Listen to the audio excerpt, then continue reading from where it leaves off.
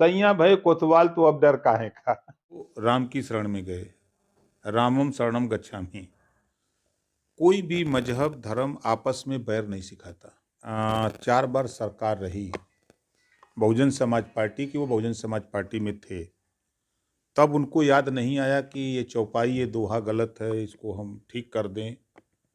फिर जब बहुजन समाज पार्टी की सत्ता जाते नजर आई तो फिर वो राम की शरण में गए, रामम शरणम गच्छामि।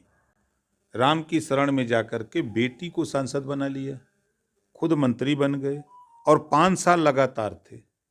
तो 5 साल में उनको ये बात याद नहीं आई। जब फिर सत्ता चली गई, वो चले गए, सपा में सरकार नहीं बनी, तो अब कोई जानता नहीं था, कोई चर्चा नहीं। तो चर्चा में आने के लिए इस तरह के बयान कि चश्मे के पावर अब पढ़ने के अलग अलग होते हैं, तो उनको चश्मा थोड़ा पावर वाला लगवा लेना चाहिए। देखिए, दुर्भाग्य है कि कोई भी मजहब, जो हमने देखा है, जो इस तरह के आरोप प्रत्यारोप लगाने वाले लोग हैं, कोई भी मजहब धर्म आपस में बैर नहीं सिखाता। अगर वो उपदेश दे रहे हैं, कोई शिक्षा दे रहे हैं, तो सबकी सोच अलग अलग है। एक शब्द बहु अर्थ युत जह शोभा के हित, तो एक शब्द का अलग अलग अर्थ निकाला जाता है। तो जो आरोप लगा रहा है, तो अब तो अगर वो गलत हैं तो दरवाजे तो खुले हैं हाई कोर्ट और सुप्रीम कोर्ट के। लोगों को उनके खिलाफ हाई कोर्ट सुप्रीम कोर्ट जाना चाहिए कि ये गलत कर रहे हैं, लेकिन वहाँ नहीं जाएंगे।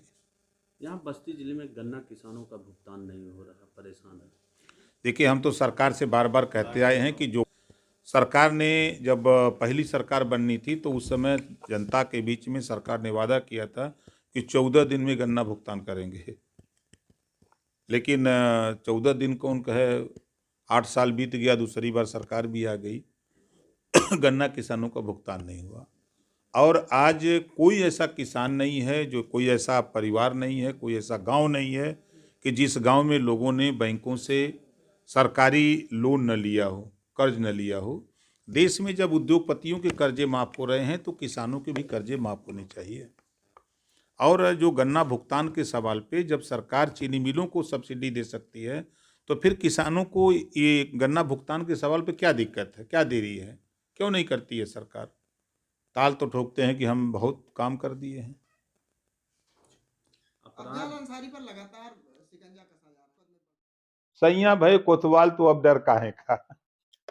तो जब जिसकी मदद सरकार कर रही हो तो फिर वो तो कुछ भी बोल सकता है ये आदमी। माना जाए कि आप पहलवानों के फेवर में बात कर रहे हैं। नहीं, हम पहलवानों के नहीं। अगर गलत है तो उसके खिलाफ कार्रवाई होनी चाहिए।